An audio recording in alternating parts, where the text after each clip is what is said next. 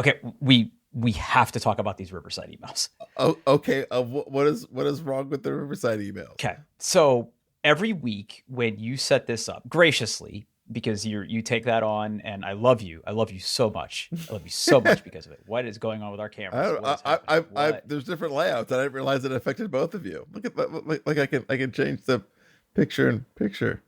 Oh, there Whatever. I Okay, am. there we go. Okay, now we're the Okay. same size. I didn't like how Okay. domineering you were there.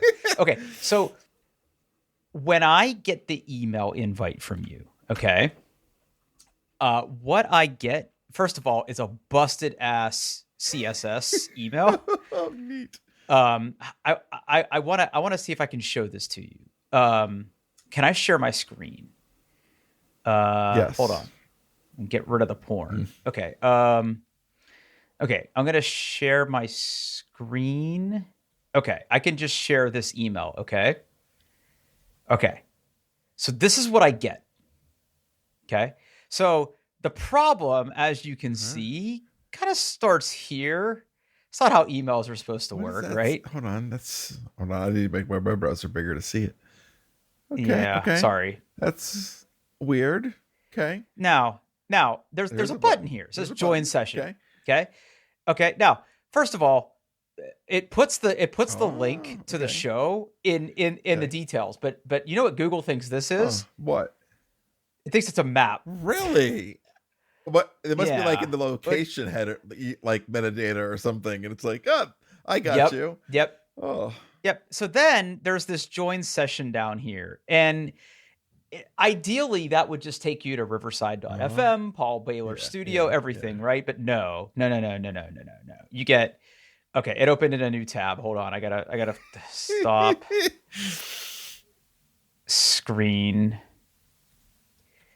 Uh oh, wow. It won't let me share this one. uh, So what I'm getting is I get a your connection isn't private. It says cert authority invalid because it's trying to go to what looks like to be a non HTTPS website.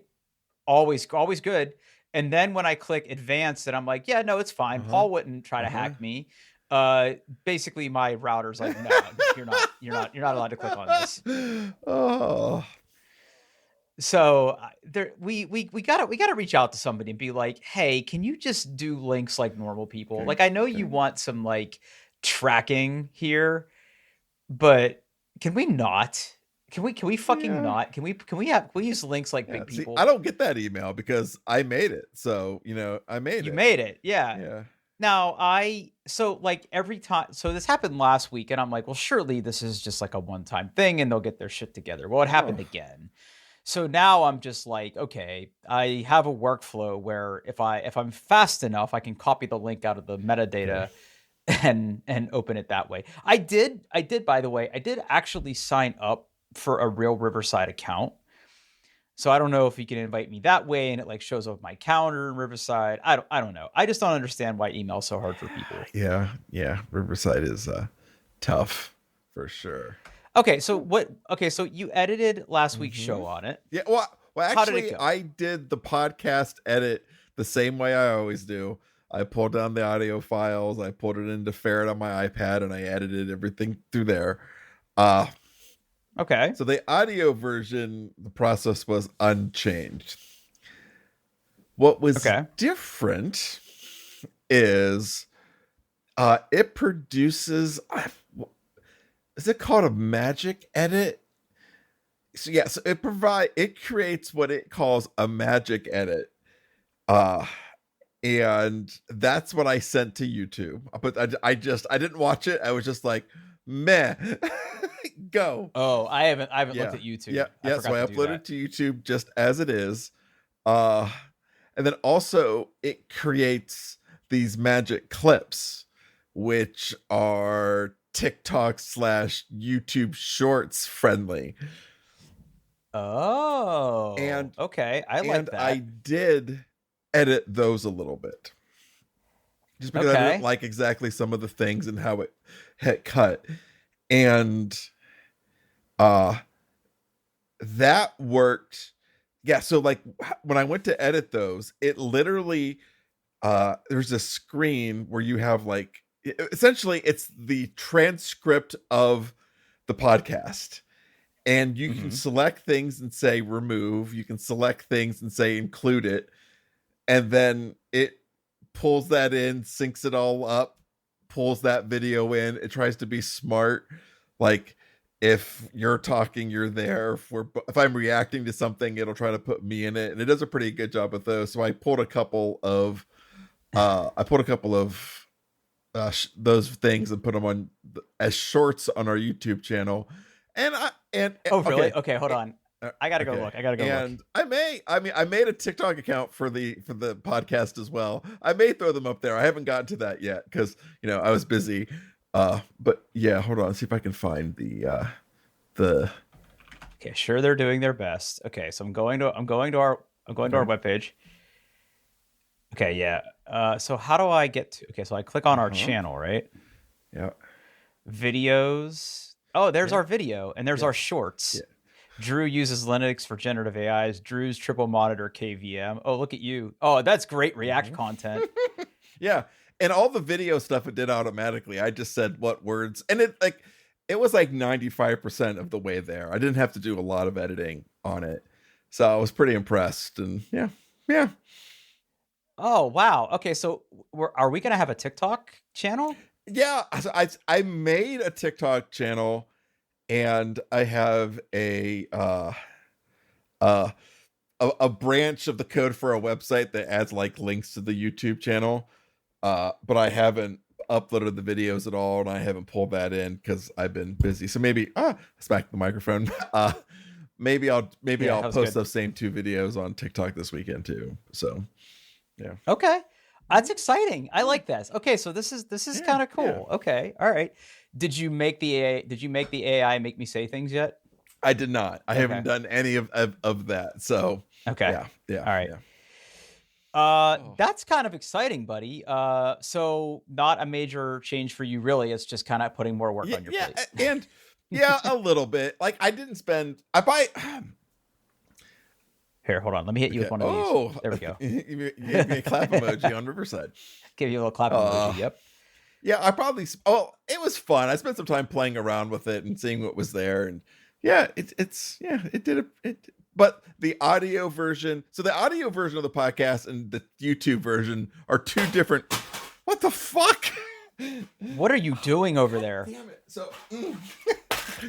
I don't know how this fell off my desk. I have this. Which one of your handles? No. So I have this little, this little tin. Sacrifice yeah, Toby. It says, let's sacrifice Toby. Activity. It's a little activities for children. And I have in here. I have things like I have a. It's gonna be hard to show you without spelling them out. I've got it like those are all. That's all your USB adapters. Sticks. A USB to microphone adapter, a couple of those, headphone. So it's full of adapters, and it was sitting out on my desk, and it just fell off. So, yay! Well, I'm glad it didn't spill everywhere. Yes. The tin did its job. Let's sacrifice Toby. Oh boy. All right. Yeah, and listening back to the podcast because I wanted to hear because clearly you can tell that I had the wrong audio input for the first time. But we're almost 300 episodes in, and we're gonna figure this out eventually. Yeah. Like, we're gonna be really good at this. Yeah. So before we kind of get into the topics du jour, so this is episode 299, buddy. 299. I haven't thought about episode 300. Me either. Not even a little. I haven't. And frankly, it's not lack of want. I've just been crazy busy. Yeah, same. It's been a busy. But busy. We are rapidly approaching Christmas break and Drew's birthday. Yes. So I'm thinking I'm gonna set up a game night. Ooh. But we should think about like if we want to try to dovetail that into some like episode 300 shenanigans. Okay. Maybe we go back to Roosters. You think they'll let us record at Roosters? I don't know. I mean, if that Riverside does have like an in-person, like 2 people in one location feature for recording. So yeah. Okay. I don't know how that It works, just but it could just be 30 minutes of us eating. Like, it just, yeah. I don't know. I oh, don't know. okay. And we also didn't figure out what we're gonna do for each other for Christmas this year. Yeah, we've been bad. We've been lazy. We have. I don't know Yeah. if it's laziness Well, so much. yeah. Our priorities have been elsewhere. There we go. They sure fucking have. Yeah, it's been super Yep. crazy. Work has been a lot these last few weeks. I don't know about you. I didn't get all. I was in Vegas this week, Oh, that's and right. That's right. Okay, how was that? the conference was really good. Uh-huh. I did not get home until like 1 a.m. this morning. Oh no, I forgot about that. Yeah, it was just a late flight. And okay, I have personally never had this happen before, but we're maybe like an hour out from Columbus, and all the lights Mhm. turn on, and the flight attendant goes on the radio and was like, is there a medical professional, a doctor, a nurse, a paramedic on the Yeah. plane? Uh Oof. and there wasn't. So the flight attendants were doing stuff for about 15 minutes, and the pilot must have gotten the all clear to Fucking to floor floor it. and like you could just tell how fast he was going. And you know, Drew, you play flight simulators. Typically when they're going to do a descent, they don't point the nose down, they just slow down. Yeah, Okay, they slow yeah, down. Yeah, that's the way it works. okay. Less airflow over the Mhm. wings equals less that lift. Yeah, that is exactly. not how we approached Columbus this time. Oh, okay. Yeah. He Okay. was pedal to the metal, and you could feel the nose down. And I have never felt such aggressive braking when we hit the runway as well. And like they must have had everything cleared out, because like we landed, braked, we were within like, so we did like the last 45 minutes of that flight in about 30 minutes. So we actually got to Columbus early. Yeah. But we were stuck Yeah. on the plane with the paramedics were doing their thing. We hit the ground, hard braking, right to the gate. The whatever that thing that connects the walkway was, yeah, it The was jet bridge. right on there, and the paramedics were on like right away. Like it was like they had just cleared the entire, like, yeah, everything. Yeah. Yeah, that happened. That happened one time to me. We were on our way to Chicago, which is a very quick flight from Columbus. A woman had a panic attack a couple Oh. rows away from me. Basically, what's eventually going to happen to me. I got a sneak peek of what's going to happen to me Okay. on a flight. Okay. But she was like hyperventilating, had trouble breathing. They did the same thing. They put the call on the intercom. And they were in like the flight crew was basically in constant communication with the cabin. There was somebody on board that was able, it was like a nurse that was able to like talk to her, calm her down, get her to do some like regulated breathing. And it was like, okay, she's uncomfortable.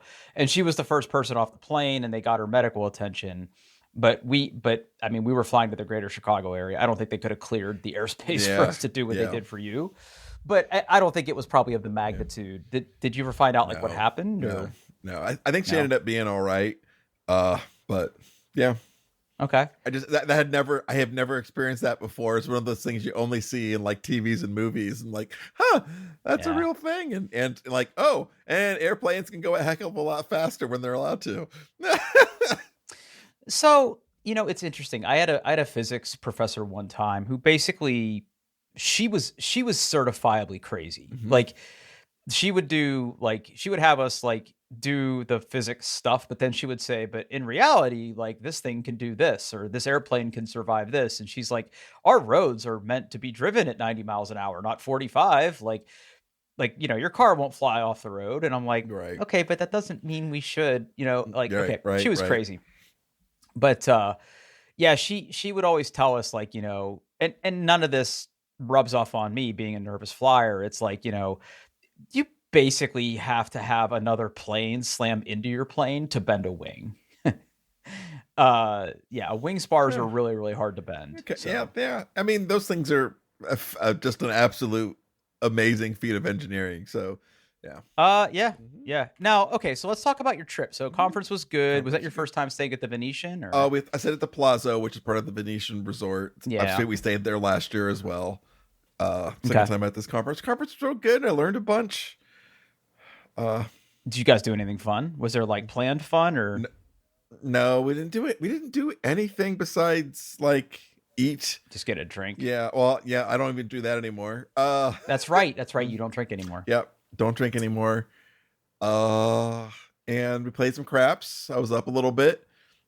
There we go. That's about it. Did you come home? Did you come home a winner or?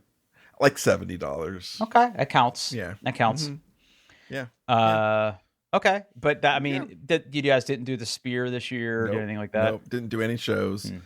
We talked about it. Like, if we do it again next year, we're gonna stay the extra night instead of flying out after the conference ends. We're gonna stay the Yeah. extra night and do something fun, and then like then you can just wake up in the morning, go right to the airport, and I have to So Yeah, that's what I did when I was there in January this year for a conference. I could have tried to fly out that night, but with the time change and everything, it's just like get a good night's sleep, get to the airport. I'm just I'm running on fumes right now. I'm tired. Oof. Okay, No, well then let's power through okay. this stuff then. All right, so last Mhm. episode you had talked about how you were doing some USB-C cable testing. Mhm. So I'm here with a you Yeah, still of have course. it. It's on Okay. my- All right. It has a permanent spot Have- on my have- desk, Drew. Sure. So I found myself, and this is kind of like a footnote to the Drew's Computer Corner Mhm. update of last week. I found myself in cable hell this week. Okay. What happened? All right, but not USB-C cable hell. All right, so in order to tell this story, we need to revisit one of the things that I said that I bought last week that hadn't arrived but has arrived. Okay. And it is my 8K/4K triple monitor KVM switch. With all of them ports. Okay. All them ports. Yep. So if you click on that, it's basically it shows the front of the device and then the same device stacked on the Mhm. back with all the different ports on it. Yep. And your buttons for Okay. switching and yep. Buttons for switching, and then the USB ports on the front are basically you could also switch your mouse and keyboard, your USB sticks, your microphone, like whatever. You could also switch to your other Yep. PCs. Okay. So a couple things about this device. Okay, the device itself is fine. I am not in love with the way that it looks. It's the least aggressive looking one of all the ones in this price range. And it does exactly what it advertises. It I hit a works. button and it flips and I can flip it. Okay, well it works. Where's my finger? It works. But there are some quirks. Okay. I know you were worried about like the refresh rate. All right. So Paul, what do I use my PC for primarily? Video games. Video games. Video games. Yeah. What's important to a PC gamer? Oh, geez, there's so many things, Drew. There's frames, there's latency, there's temps. But I'm guessing in this particular instance, it's frames. It's frames. So for Frames those of per you that second. so for those of you that aren't aware, your monitor has what's called a refresh rate. And basically that's the number of times, loosely here, I'm not a scientist, not a lawyer, loosely translates to how often does the image refresh on your screen a second. So big number better, because what that means is that animations and things appear smoother on your screen. Yep. And when you're playing video games, they're actually, if you're playing like a competitive game, there are certain advantages conveyed to you to have more frames than the people you're playing against. Yeah. So like if you think about it, for those who don't know, like the game is going to do all of its things, like look at your input, calculate all your enemy, write to a big buffer for all of the video stuff and send that to the monitor. And especially on the input side, the more often it does that, the more it's actually reading your stuff. If you're playing a network game, sending the network traffic. So like there are advantages of, even if your monitor can't handle it, there is advantages of your computer being able to do more every second to give you, yeah. Correct. Yep, 100%. Very well put. Now, time was when I first started getting into very high refresh rate hardware and monitors, you had to be very careful about what type of cable you hooked your monitor up with. Because for a time, and this is years ago, right? Like just like USB-C, HDMI is a minefield. Yep. There are different versions of the HDMI cable spec, and different HDMI cables have different capabilities in terms of max resolution, a certain refresh rate at certain resolutions.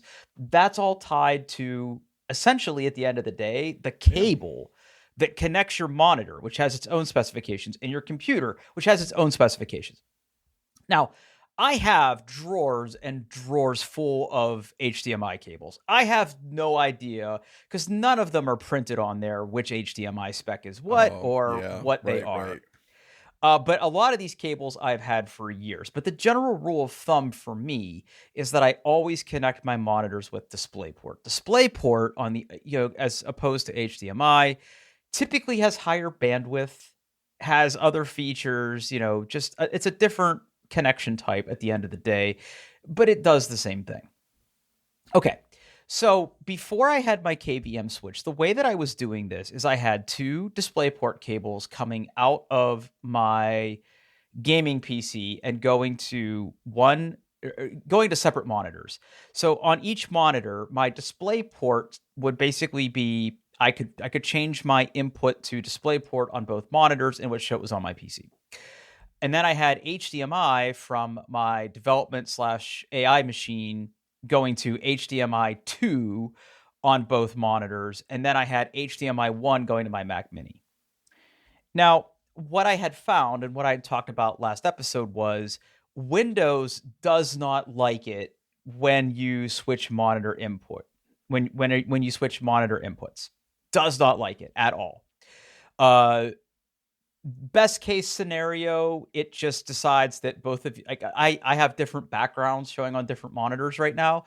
Best case would be like, I'm pretty sure that it was this background. It wasn't. None of that would work. And then Windows would basically fuck itself over trying to figure out which one was monitor 1 and monitor 2. Monitors would flicker, taskbars would change location. It was not good, which is part of the reason I was looking at a device like this. Linux, on the other hand, treated it better, but for some reason it would forget my monitor orientation. Oh. So like I'm looking right at your camera right now, right? Main monitor's in front of me. It's a horizontal monitor. It's 4K. Monitor to my left, your right, is rotated 90 degrees. So that's like where I have Discord and I've got other stuff up, while I'm playing games, whatever. That's what that monitor's for. And like in your display configuration, you can basically say like, hey, this monitor's here and this monitor's here. Yeah. So that way, when you're moving the mouse, like it knows where the edges of the screen are. Linux would be like, I'm pretty sure it was over here. Pretty close. Yeah, Close enough. Yeah. And then like it would fit, and then it would determine like, I'm pretty sure this was the primary monitor. No, it wasn't. And then like now the mouse is trapped over here in no man's land. It can't get back to the main monitor. Fucking nightmare. Okay. So anyway, that's what I was attempting to fix with this device. Now, when you look at this device, on the front of it, yes, there are 3 buttons that let you switch from PC1, PC2, and PC3, which is perfect. I have 3 PCs. I have my Mac Mini, my gaming PC, and my development machine. And then on the back, you can see that, these are roughly broken out into quadrants on the back, where it's like, okay, here's PC1's HDMI input and its first DisplayPort input and its second DisplayPort input. And then, if you want to use other things than just display, you also have to plug in a USB cable. It's like male to male. So one plugs into this and one would plug into a USB port on your computer. Okay. Perfect. And then you have the section of the device that's labeled out. And the out has the same display configuration as the ins. So it has 2 display ports out and 1 HDMI out. Now, the way that I assumed this worked was, okay, I'm going to hook up DisplayPort 1 and DisplayPort 2 from PC 1. I'm going to trade out my HDMI cables from PC 2 and change those to DisplayPort cables. And then I'm going to buy 2 new DisplayPort cables, and I'm going to hook that up to the monitor. I'm guessing like you can't switch. It's the same all the way across. Like, Well, okay. Everything worked the way that I thought. Oh, okay. So like my 2 PCs worked fine. Now my Mac Mini only has HDMI. Okay? There's no mini DisplayPort adapter. Like Apple has gotten rid of that on the Mac Mini. It's just HDMI. Now I'm thinking to myself, okay, I should be able to take the HDMI cable from the Mac Mini, plug it into the input of the HDMI, and the little box should be able to transmit a signal out to both monitors. It doesn't. So USB 5 supports DisplayPort, just so you can buy a dongle and do USB to DisplayPort. Okay. That's where I was going to go until I figured out one crucial thing about this device. Okay. The inputs map 1-to-1. So in other words, what I have to do if I truly want all these PCs to work with this device, I have to connect every single one of these to the primary monitor with HDMI. Oh, yeah. And then my secondary displays have to be DisplayPort. So basically, like if I look at the device, if I look at the back of the device right now, all 4 HDMIs are full. All 4 DisplayPort Bs are full. And it works exactly as advertised. So that meant that now I had to figure out which one of my HDMI cables I owned was going to work with this. So I spent all week ordering and subsequently returning HDMI cables to Jeff Bezos. So the other thing you have to keep in mind here is that cable length matters, especially when you have a box like this in the middle. Okay. I had ordered 2, I think 10-foot HDMI cables, because 6-foot would be pushing it. Like just like where this is positioned on my desk, where the server rack is, like 6-foot would be kind of taut. But what I was noticing is I was getting a lot of monitor flickering, like losing signal, gaining signal, losing signal, gaining signal. And what I had realized is that anything above 100 hertz, the higher your refresh rate, the more the cable length gets like susceptible.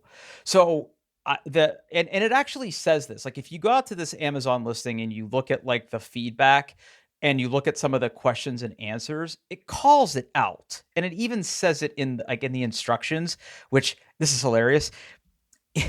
In the instructions for this, like it's like there's a section in there that I think was supposed to be translated as hot tips. Okay. It was warm tip. No, delightful. Yeah, absolutely, well, absolutely sensational. Warm tip. I mean, same, warm tip. Same. Yeah, exactly. You hope. But it calls that out. So what I ended up doing after going through several different cable iterations here is I did find some HDMI cables. So what I have 6-foot HDMI cables going to both of my PCs that are quote unquote 8K capable, which just means that like the lower you goes in Ks, the higher you can go in refresh rate. So like these 8K cables, which are like some goofy ass brand, I'm not even like, I just know they're not monster cables because that's a fucking sham, right? But they're like Shinewee or like whatever. Yeah. Whatever. They're working. They're working fine. I could go to 144 hertz on all of these, but what I have discovered is 120 hertz is kind of the sweet spot. So am I pissed that I'm not getting maximum refresh rate? Maybe. I'm gaming at 4K anyway, and my average frames right now are anywhere from 100 to 130, depending on the game. Okay.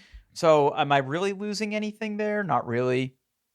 So that's working well. I did have to return a bunch of stuff to Amazon, like I said. The other thing that wasn't apparent to me on this device is all of the inputs, when you switch them, there's a little light on top of the device that tells you which one's currently active.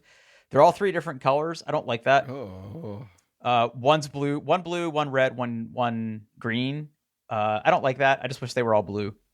Whatever. Yeah. You know, I'm Yeah. thinking about just taping over them anyway, so it's fine. But There you go. There you go. but this is working. So now I have a way to flip between all of these things, and it's working exactly the way I want it to. It's really fast too. Like the flip over, like the monitor just flashes briefly because it's still like connected to the same inputs. The box is just kind of like handling the transition.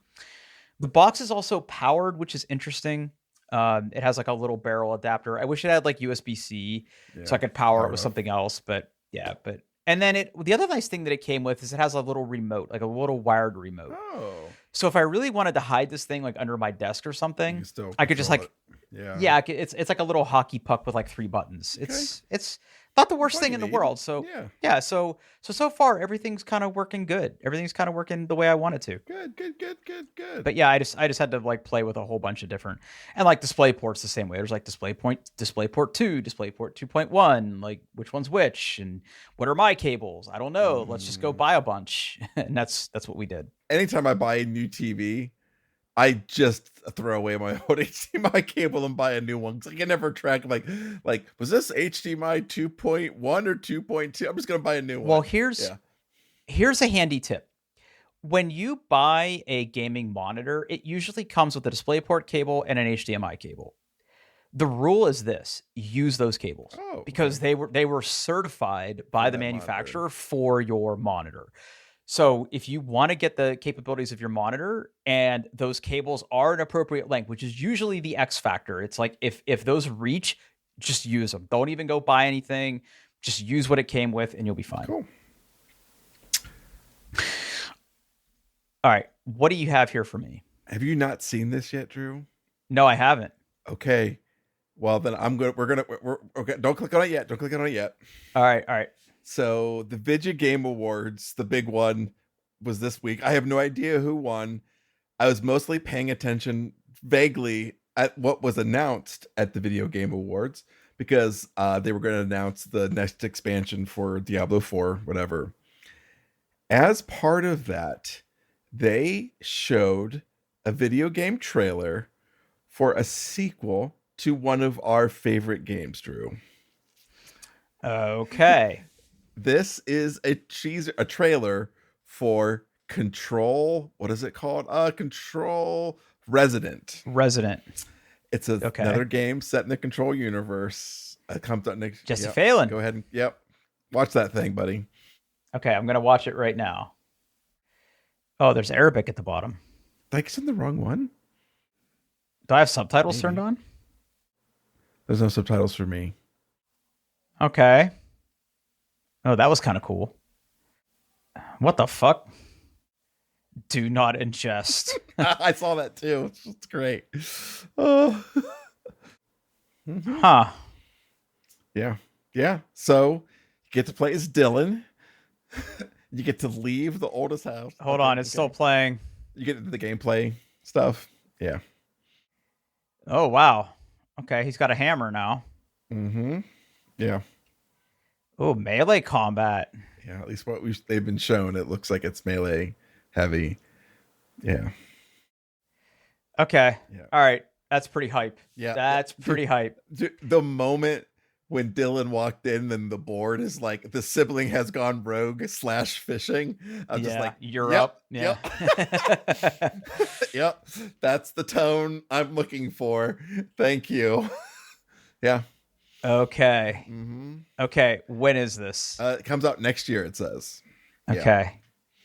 Control is a phenomenal game. Mm-hmm. Everybody should play it. Yeah. I'm thinking about replaying it after watching that trailer. It's like, yep. We'll have to do that again. And like Remedy's the developer. And so the game's coming out cross-platform, everything except the Switch, like PC, Mac, PS5, Xbox, everything. Everybody can play it on day one. The visuals and the gameplay was like years ahead of its time when it released the first time. I'm just curious to see what they can do on the second try. Yeah, I'm excited to step back into that universe and yeah. I did not watch any of the Video Game Awards stuff. It's just not something that's on my calendar. I don't know. And I know that there's a bunch of games that Yeah. got announced and Yeah. stuff, but I somehow missed this. I Yeah, don't know. I just the only reason it was on my radar at all is because people expected Blizzard to pre-announce or announce like the next Diablo 4 expansion, which they did. So I jumped on. I basically typed like what was announced at the Video Game Awards, and an IGN link came up first, and I clicked it, and I just scrolled and scrolled, and I was like, oh. Yeah. Yeah. Yeah, historically, you and I don't always like the No. same games, but I think Control is one that we definitely Oh, both unanimously agree is yeah, amazing. it's amazing. Again, highly recommended. I'm sure you can probably get it for cheap these days. It's a great, Yeah. it's just an absolute banger of a game. Yeah, Steam, like all major platforms, not just Steam, will have some sort of Mhm. holiday winter sale thing here in the next probably week. If you've never played it, you should absolutely pick it Yeah, up. It's phenomenal. It's real Phenomenal good, game. real good. Except the Alan Wake expansion. That's kind of mediocre. I never played it. I never played any of the expansions. Okay, so it's worth playing Foundation. Okay. Which is the Alan Wake one is bad. I don't think I actually ever finished that. Maybe it gets good, but from what I've looked online, people generally are like meh. But Foundation really moves the story along a little bit as well. So do I have it? Do I even have it? Hold on a second. That's a good question. Okay, Control. I got it. Yeah. Okay, so Control. Okay, so right now on Steam. Oh, hold on. I got to enter my birthday. Yeah, it's a naughty game.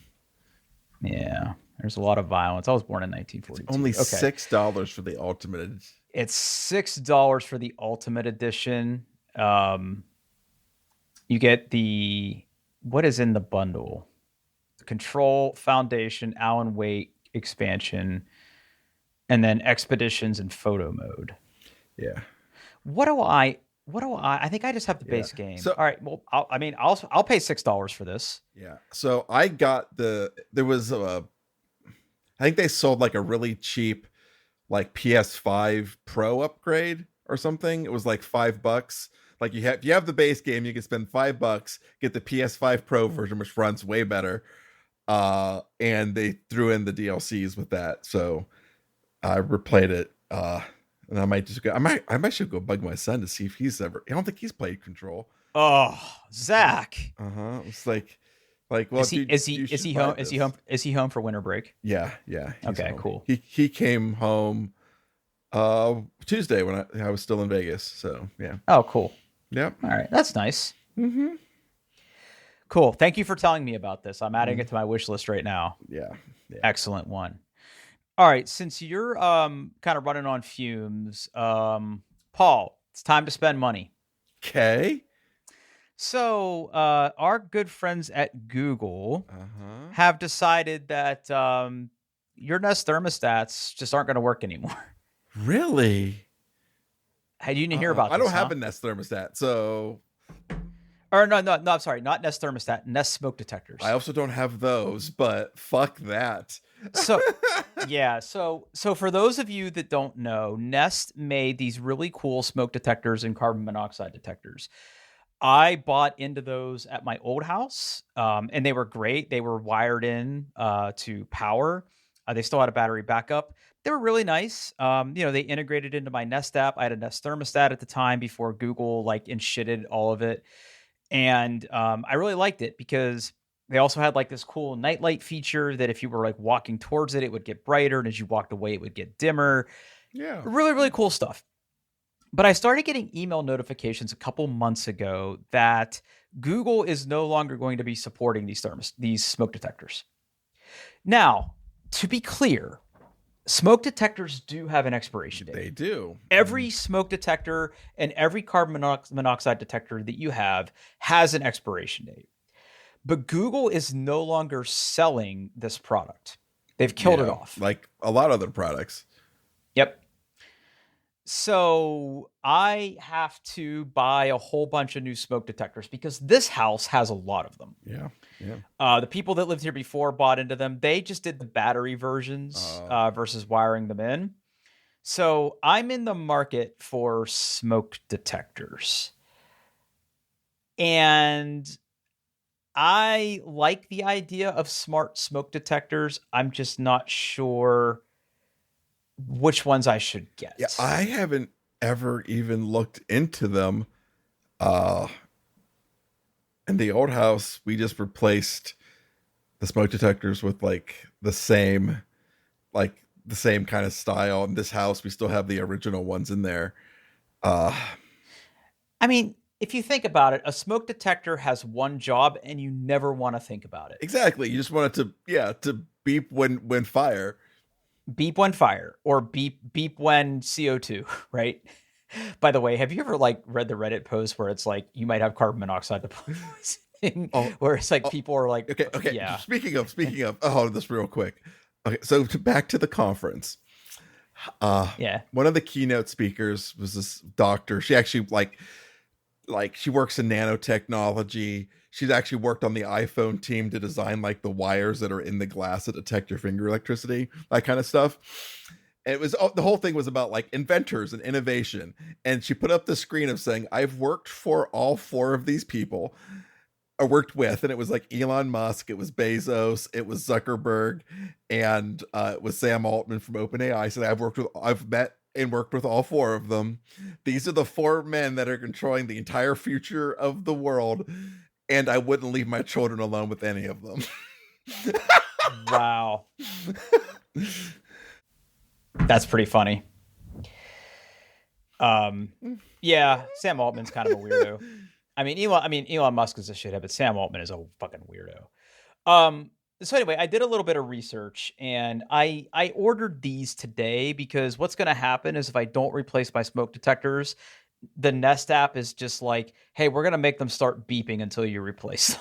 Oh, I those mean, are I nice. Okay, I mean, they're fine. They're what makes fine. so? What are the smart features? Is it like just an app enable? You get a push notification if fire. I guess. I don't know. So I did a little research and I landed on these. They're by the brand Kitty, which has made smoke detectors for years. They're 2-in-1 smoke and carbon monoxide detectors. Now, what's interesting is these have internal 10-year batteries. Oh, okay. So basically, they should be good for 10 years. Um, there is some sort of self-testing. I'm not completely sure what the smart features are. It does have notifications. Let's see. Um, yeah, I don't know. Cutting edge Yeah, technology. but like 10 years is right at the time that like you'd replace them anyway, right? They would be Yeah, replaced yeah. anyway, right? So I don't know if these have smart features. Now, the emails that I keep getting from Nest, they're like, if you want to have like the same quote unquote like protocol for your smoke detectors so that you could use them in the Nest app or whatever, like they gave you some recommendations, but of course they're like, I don't care. I'm just gonna try these. I ordered a 4-pack. I think they show up Okay. soon. And I'll just have to like take down my old ones, put the new ones up. And then I am taking this as an opportunity to totally get rid of the Nest app at this point because I will have no use for it anymore. Because the Google Home app is what I use to look at Veto on camera. It's what I use to look at my energy dashboard. You'll remember I was trying to pull my energy I usage data remember. a while Yeah, ago from yeah, Google. yeah. Yeah, turns out that the Google Home app actually has a really nice dashboard for Nice. reviewing Okay. your history. Yeah. Yeah. So it's going to give me an opportunity to get rid of that awful app, finally, since I won't have to worry about the smoke detectors anymore. Um, and then I just have to find a way I think I have to like take them to like a specialized e-waste place to get rid of them. But let that be a warning to you. Google products are awful and you shouldn't buy them. Uh, uh yeah. Even though asterisk to that, I did buy another Nest Cam to look at Veto on Black Friday. You just have like you have to be careful, right? Because how like they've killed so many things. Like they get really invested in something for like 3 years, and either it's going to stick around forever or it's going to go right in the garbage, and you never know what it's going to Yep. be. And you know what? Again, a smoke detector isn't necessarily something that you want to think Nope. about or look at or anything, right? Yep. But I'll tell you this: the Nest smoke detectors, were really good at blending in. They were small. I thought that they were well designed. They worked really well. They weren't like these huge warts that stuck out of your ceiling. So they were good. Yeah. I mean, they were designed by the dude that designed the iPod. So yeah. Yeah. So I don't know who else is in this situation, but like all 4 of mine are expiring over like the course of the next 4 months. So I have one that's expiring like now. I have 2 that are expiring in January, and I have 1 that's expiring in March. So, and then like throughout, like in my back cellar, there's just a regular old boring smoke detector. And you're not supposed to have a carbon monoxide detector near your furnace, by the way. Yeah. So you only really need carbon monoxide detectors like in your living spaces. Yep. So just a heads up there. So I will, I will probably spend this weekend trying to put these up and seeing like how much of a pain in the ass that's going to be. I mean, theoretically, if I can reuse the same screw holes in the drywall with anchors, which that's always a crapshoot, and get these hung up, it won't be a big deal. Yeah. That's why we went like the same brand when we replaced them in the old house, just so you literally just screw them out, unattach them, put new ones in the same things, done. Yeah. So yeah. And like the Google one, the Nest ones are proprietary, right? Like they have like a base plate, like a weird screw-in system. So it's like I can't reuse them. So yeah, fuck Google, man. Like it's just one more thing that they fucking ruin. So that's the big update for me there. Okay. Listen, you're tired. We've been doing this for 50 minutes. Let's call it a day. I guess we should make sure we get a link in the show notes to the TikTok that you put up. I will. I'll put those in there. Hey, doingtheirbest.com. You can find all the show notes. If you go to the episode from last week, the YouTube videos embedded on the page. You can find us on YouTube, doingtheirbest.com. Yeah. And hey, thanks for listening or watching or whatever.